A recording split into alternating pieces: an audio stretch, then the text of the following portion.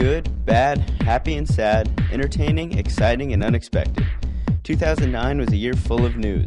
With the growth of multimedia coverage, StarNews was there with video cameras to capture the images and events as they happened. After reviewing the more than 500 videos the StarNews produced in 2009, we have selected the top 10 visual newsmakers. And it's snowing! Yay! At number 10, this was one of the first major news events of the calendar year. On January 20th, a wave of wintry weather brought as much as 4 inches of snow to some parts of the region, making it the biggest snowstorm in 6 years. This is so awesome! The storm was part of a larger system that blanketed most of the state, and Governor Beverly Perdue declared a state of emergency. Schools and government buildings were either closed or delayed for days, giving many people a 5-day Martin Luther King Day weekend. I'm really excited about it, especially since I got to miss school.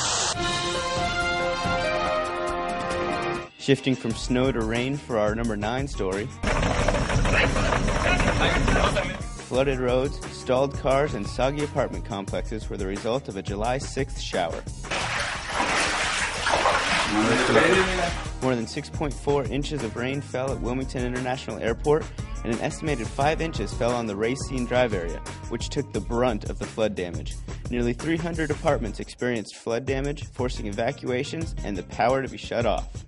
Fire Marshal has requested that the power be pulled, and Progress Energy is in the process of doing that.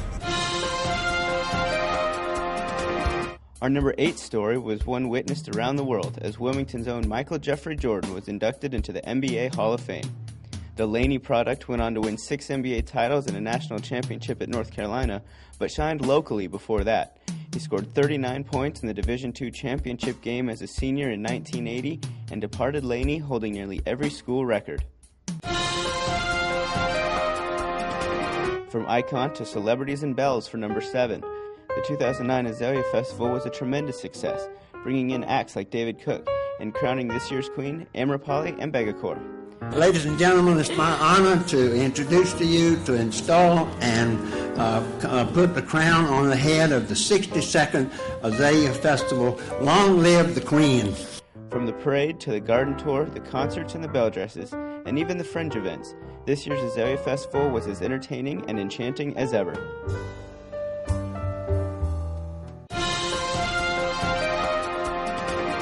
The number 6 story is one of rarity and amazement. In the late night hours of September 14th, about 70 leatherback turtles emerged from the sand at Carolina Beach and followed the guiding light to sea. Dozens of curious onlookers and volunteers encouraged the rare but largest breed of sea turtles as they made their way. The nest was particularly unique in that it is the first documented leatherhead nest ever south of Carteret County. Said one of the volunteers, "It is the most beautiful thing we've ever seen." Now we move into the top 5, and once again, it involves a Wilmington product that has made it big on a worldwide scale. Thank you all so much for coming out. It's been so great so far being in North Carolina. Kristen Dalton returned home to Wilmington in grand style on May 27th after being crowned Miss USA. Fans gathered downtown as Dalton was showered with gifts and entertained by dancing and music. Your fragrance is intoxicating. Dalton made time to give a speech and sign autographs before her whirlwind weekend of appearances all around the area. It just really makes me want to cry because I look out and I see so many supportive and kind and just wonderful people who have been a part of my life for so long, and it just really shows you who your real friends are, and it's just such a good feeling to know I can come home and this is the kind of welcome I'm going to get. The number 4 story is one that sent a scare through communities globally, and on May 28th became local. We're here to discuss the 4 cases of novel H1N1 influenza confirmed in New Hanover County. The health department held a press conference to announce that the H1N1 virus had been confirmed in New Hanover County.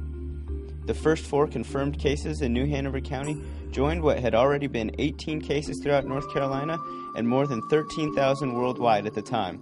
The virus, which has been linked to several deaths, is cited for the death of a 22-year-old nursing student from Wilmington on November 30th.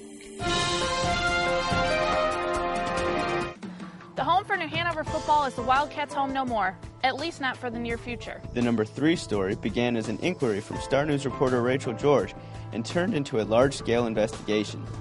The The Jasper Davis Field House at New Hanover High School had holes and boarded-up restrooms. But above all other dilapidation, the roof was in danger of collapse. What began as an investigation turned into inspections reviews and the eventual condemnation of the building that has posed life-threatening risk to high school athletes. Officially, no, you can't occupy that building. That's what the engineer said. The data or the memos, etc., that we got from the school board also reiterated that the building could not be occupied.